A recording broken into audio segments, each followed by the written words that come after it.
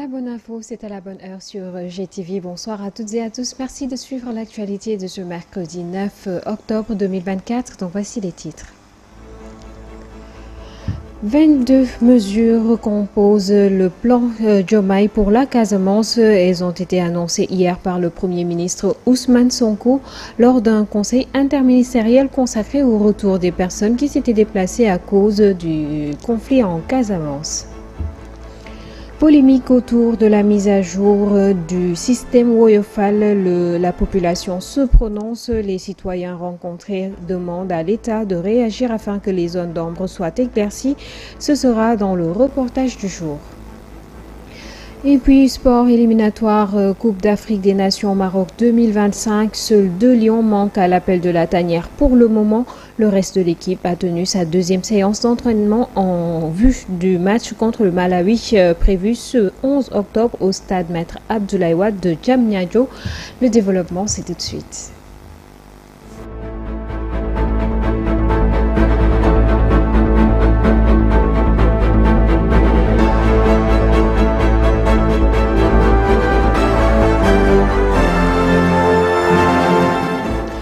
Le Premier ministre Ousmane Sonko a présidé hier un conseil interministériel consacré au retour des déplacés de Casamance.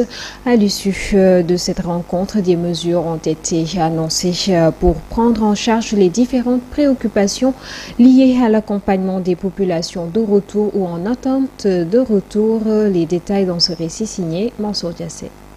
Le Premier ministre Ousmane Sonko a présidé ce mardi 8 octobre 2024 une réunion interministérielle sur le retour des déplacés de Casamance. La situation des déplacés dans les régions de Ziguinchor, Sédhiou et Kolda se présente comme suit. Nombre de villages de retour 197, nombre de ménages de retour 5655, nombre de villages en attente de retour dans les régions de Ziguinchor et de Sédhiou 37, soit 15,8%, nombre de ménages en attente de retour 992, soit 14,9%. Ces retours ont été facilités par les actions menées relativement à l'amélioration des conditions sécuritaires ainsi que la réinsertion socio-économique, à savoir l'aménagement de périmètres d'habitation, la construction de structures de scolarisation, l'octroi de matériaux de construction à la réalisation d'ouvrages hydrauliques et hydro-agricoles, la promotion d'activités socio-culturelles, agricoles, sylvopastorales et commerciales génératrices de revenus, la réalisation de pistes et de barrages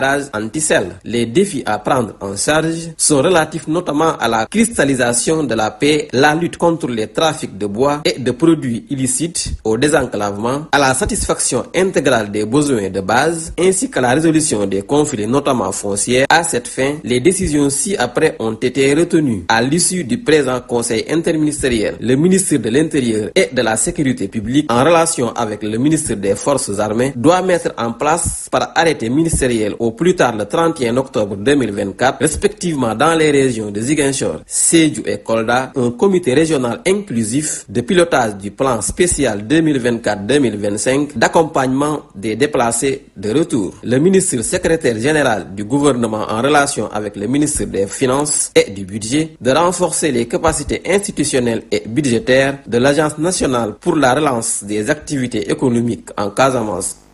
Le ministre des Infrastructures et des Transports terrestres et aériens, El Malik Ndiaye, s'est exprimé sur la situation de la Société nationale Dakar Demtik.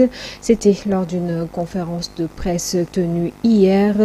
Il a fait plusieurs révélations et tout en pointant un doigt accusateur sur le régime sortant.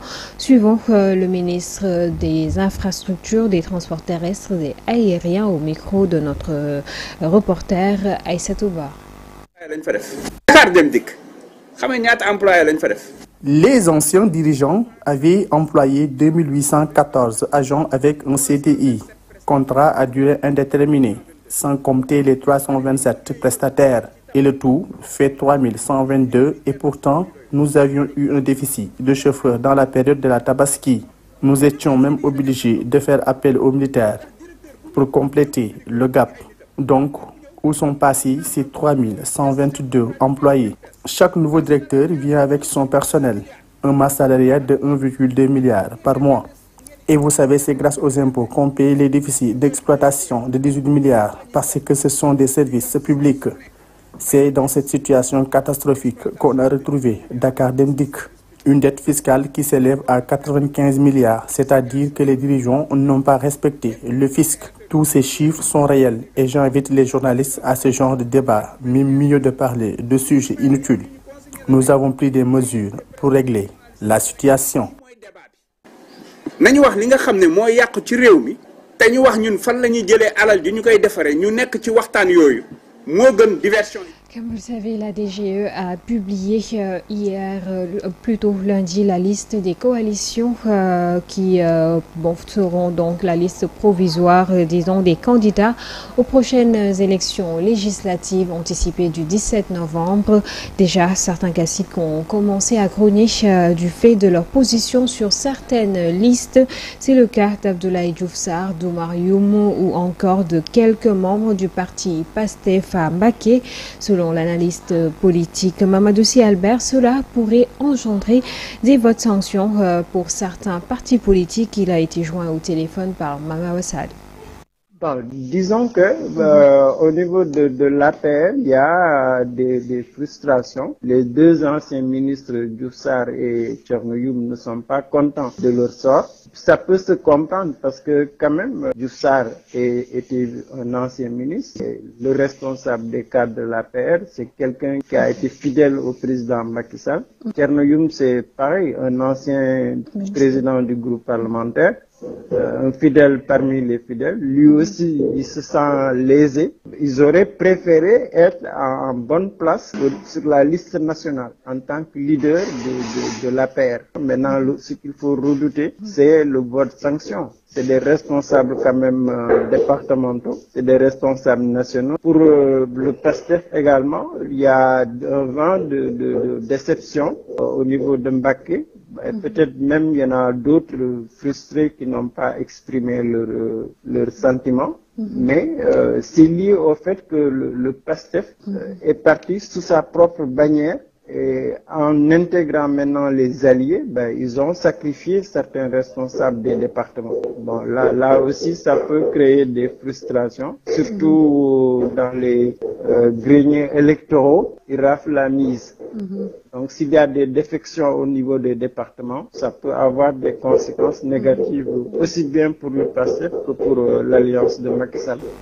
Autre réaction recueillie par téléphone, mais cette fois-ci à propos de l'ancien président Macky Sall qui dirige la liste de la coalition Takku Wallu Sénégal. Hassan Samb acquiesce. L'analyste politique estime que c'est un bon profil pour la coalition qui pourrait faire basculer l'électorat du parti au pouvoir avec son expérience, suivant sa réaction au micro de Ndella Ndiaye. Le choix de porter sur le président Macky Sall, il est logique, il est normal. Parce qu'en l'absence de Karim Wade, c'est certainement le leader politique le plus expérimenté en matière politique, celui qui a plus de vécu que les autres, donc d'expérience, après 12 ans de gestion du pouvoir. Et bien avant ces 12 ans, il était déjà là avec le président Macky Sall, où il a occupé divers postes de responsabilité. Donc il faut dire que c'est vraiment le profil. D'autant plus qu'il a un bilan aussi à présenter aux Sénégalais. Donc ce bilan, il est palpable pendant son règne, même s'il y a eu des couacs quelque part.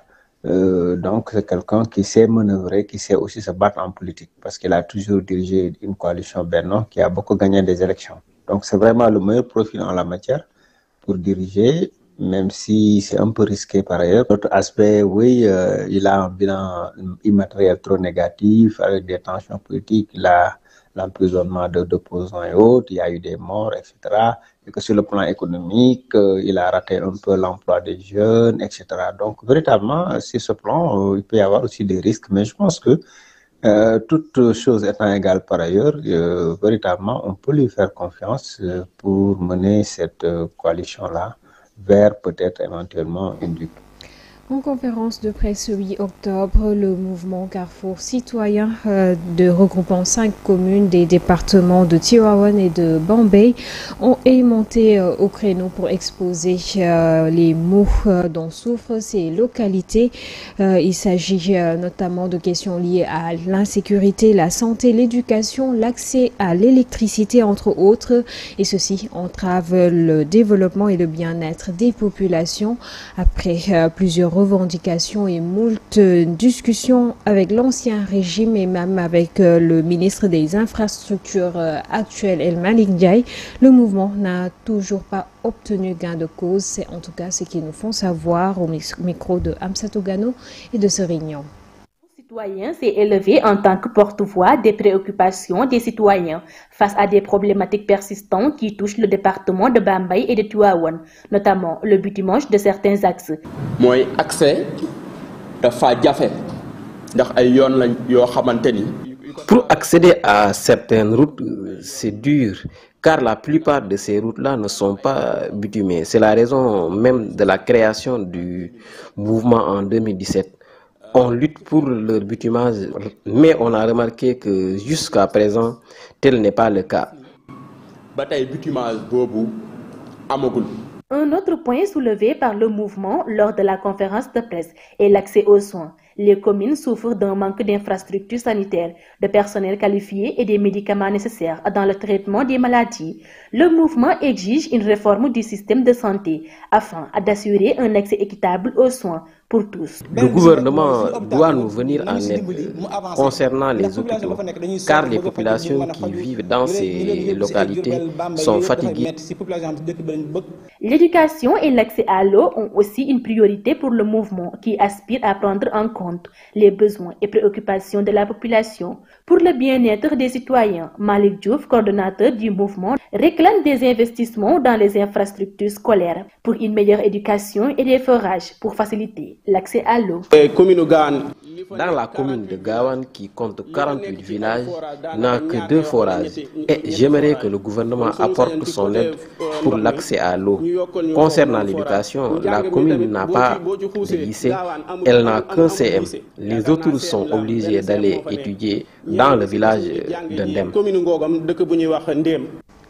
Le programme fiscal global de la Banque mondiale et la commission de la CEDEAO ont organisé hier un atelier sur les taxes de santé en Afrique de l'Ouest, une activité qui a réuni les décideurs politiques, des experts, mais aussi d'autres parties prenantes pour discuter des progrès réalisés dans la mise en œuvre des taxes de santé au sein des régions de la CEDEAO et de l'UEMOA.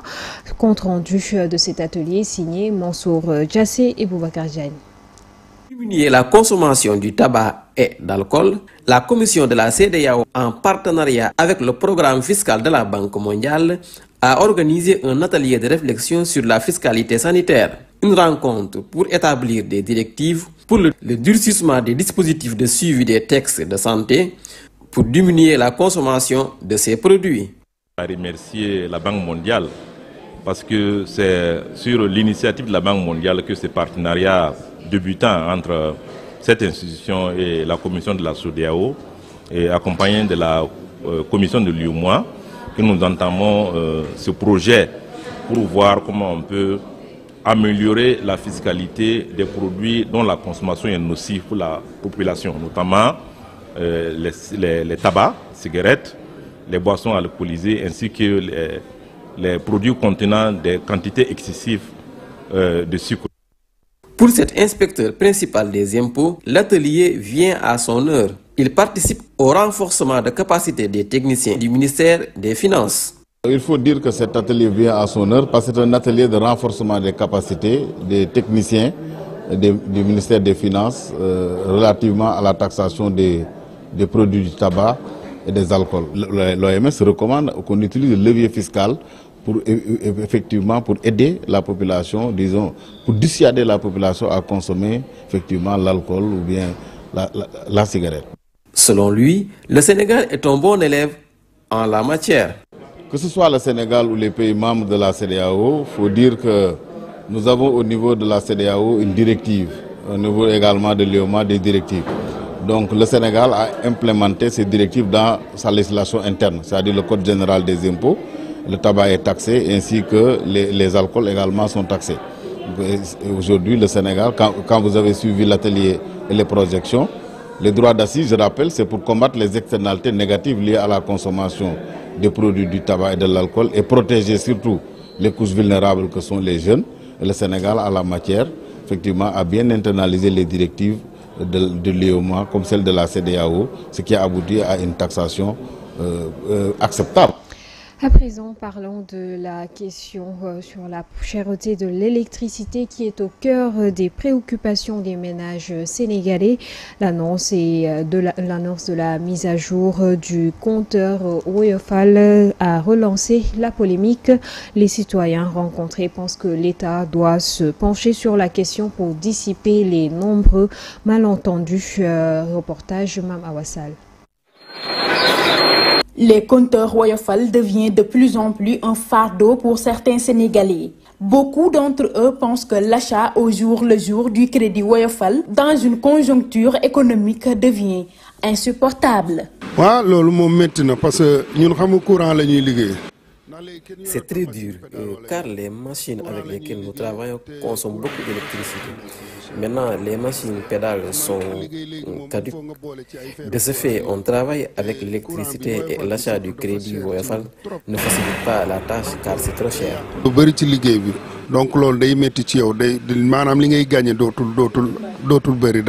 Selon ce vendeur, le service Woyofal, qui à la base était pour permettre aux ménages de faire des économies, est plutôt perçu comme alourdissement des charges des usagers. D'ailleurs, certains le surnomment diesel. Quand on parlait de Woyofal, c'était pour diminuer la consommation d'électricité. Mais actuellement, tel n'est pas le cas. Le Woyofal est trop cher. Auparavant, j'achetais seulement 5 000 francs, mais maintenant, j'achète 15 000 francs. Il revient pour lancer un appel à l'endroit des autorités étatiques afin de remédier à cette situation qu'ils jugent anormale. L'État doit aider la population car la vie est très chère. Et si l'électricité fait partie de la liste, ça sera difficile pour nous. Les clients se sentent pris en otage pour un système qui semble privilégier des pratiques peu transparentes. De même, les nouvelles politiques d'attribution des compteurs sont jugées contraignantes et le processus d'accès aux services jugé aussi assez complexe. À l'international, plus précisément au Cameroun, la santé de Paul Biya, 91 ans, qui dirige le Cameroun depuis 42 ans, est source de conjectures et de préoccupations ces derniers jours. Face aux rumeurs sur son état de santé, dans un communiqué officiel, les autorités camerounaises cherchent à rassurer. René Sadi, ministre de la Communication, porte-parole du gouvernement, a dénoncé les rumeurs qui relèvent plutôt, selon ses mots, du fantasme et de la pure imagination, rumeurs auxquelles il dit apporter un démenti formel. Selon lui, le chef de l'État renseigne-t-il s'est accordé un bref séjour privé en Europe, mais il demeure comme de coutume et où qu'il se trouve attentif à l'évolution de la vie nationale. Ce sont là les propos du ministre René Sadi qui a tenté de rassurer la population camerounaise. Sport à présent, les Lions du Sénégal ont effectué hier au stade annexe Maître Abdoulaye Wade de Diamniadio leur deuxième séance d'entraînement pour les 3e et 4e journées des éliminatoires de la Coupe d'Afrique des Nations au Maroc 2025. La tanière est presque donc au complet. Seuls Abdoulaye Seck et Abdallah Sima manquent à l'appel pour le moment. L'attaquant donc Abdallah Sima et le défenseur Abdoulaye Seck qui n'ont pas donc pu assister à cette séance d'entraînement sous la supervision du duo Pape Thiaw et de Teddy Pellerin. Au total, donc, 5 Lions ont effectué la séance. Selon certaines informations, Abdoulaye Seck serait forfait pour cette fenêtre. Rappelons que le match est prévu ce vendredi 11 octobre au stade Maître Abdoulaye Wade et sera contre le Malawi. C'est ce qui met un terme à cette édition. Merci de l'avoir suivi et excellente suite de programmes en compagnie de GTV. Bonsoir.